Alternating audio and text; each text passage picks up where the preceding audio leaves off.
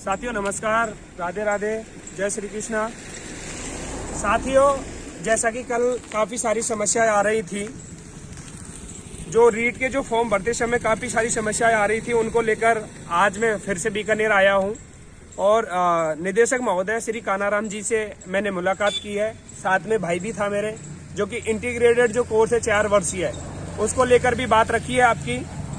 उसमें सबसे बड़ी बात निकल के ये आई है, जिन भाइयों की फॉर्म में गलती हो गई है, जो त्रुटि हो गई है फॉर्म भरते समय, उनको कोई भी दिक्कत टेंशन लेने की जरूरत नहीं है। कानाराम जी जो निदेशक महोदय, उन्होंने खुद ने ये कहा है कि इसके लिए हम करेक्शन के लिए टाइम देंगे, तो इसीलिए कोई भी चिंता वाली बात नहीं है। जैसे ही आप फॉर्म फिल कर दो, जैसे ही ये फॉर्म की लास्ट डेट खत्म होगी, हो सकता है उससे पहले भी या जस्ट खत्म होने के बाद करेक्शन के लिए डेट दे दी जाएगी।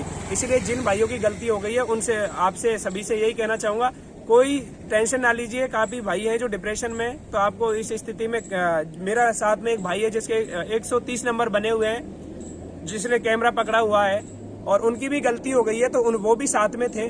तो ऐसी कोई दिक्कत नहीं है, आपको गलती हो गई है तो आपको टेंशन लेने की जरूरत नहीं है। इसके अलावा 4 वर्षीय जो इंटीग्रेटेड कोर्स है, उस बारे में भी मेरी बात हुई थी निदेशक महोदय से।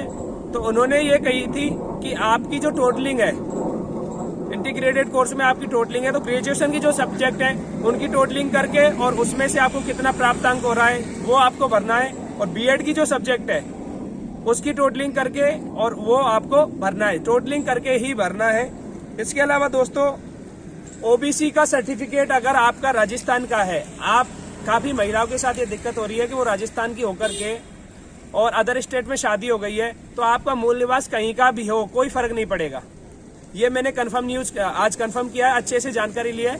आपका मूल निवास हरियाणा का हो, पंजाब का हो, जहां आप रह रहे हो, यानी उनका कहना है मूल निवास 10 साल से जहां आप रह रहे हो वहां का ही बनवाया जा सकता है, लेकिन जाति प्रमाण पत्र हमेशा पिताजी के नाम से चलता है। इसलिए अगर आपका ओबीसी का सर्टिफिकेट है राजस्थान का और आप अदर स्टेट में हो, तो आप ओबीसी में ही काउंट होंगे। आपका मूल निवास चाहे हरियाणा का हो, चाहे आपका कहीं का भी हो, आपको ओबीसी के सर्टिफिकेट से ही जो है फॉर्म फिल करना है। ईडब्ल्यूएस की भी सेम स्थिति है। अगर राजस्थान से आप हो, ईडब्ल्यूएस में आ रहे हो और मूल निवास आपका और कहीं का है, तो कोई दिक्कत वाली बात नहीं है, मूल निवास अदर स्टेट का चलेगा। तो साथियों, मैं बात कर रहा था ईडब्ल्यूएस के बारे में, यानी कहने का मतलब ये है कि आपका जाति प्रमाण पत्र चाहे आप राजस्थान में रह रहे हो तो भी आपके पिताजी का नाम का ही चलेगा। मूल निवास आपका कहीं का भी हो तो आपको परेशान होने की जरूरत नहीं है।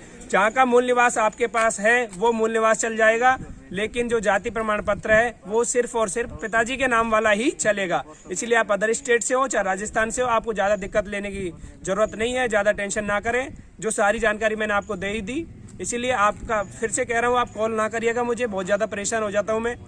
अगर आपका मूल निवास और कहीं का है तो कोई दिक्कत नहीं है। आपका जाति प्रमाण पत्र अगर राजस्थान का है तो रिजर्वेशन जाति प्रमाण पत्र के आधार पर ही मिलेगा। मूल निवास आपका कहीं का भी हो, कोई फर्क नहीं पड़ेगा। यही बात है, चाहे आप राजस्थान के हो चाहे अन्य स्टेट हो की। धन्यवाद। मैं अभी भी बीकानेर निदेशालय हूँ, सारी जानकारी लेकर के, और शाम को मैं लाइव करूंगा, उस टाइम भी मैं आपको अच्छे से और जानकारी दे दूंगा। धन्यवाद।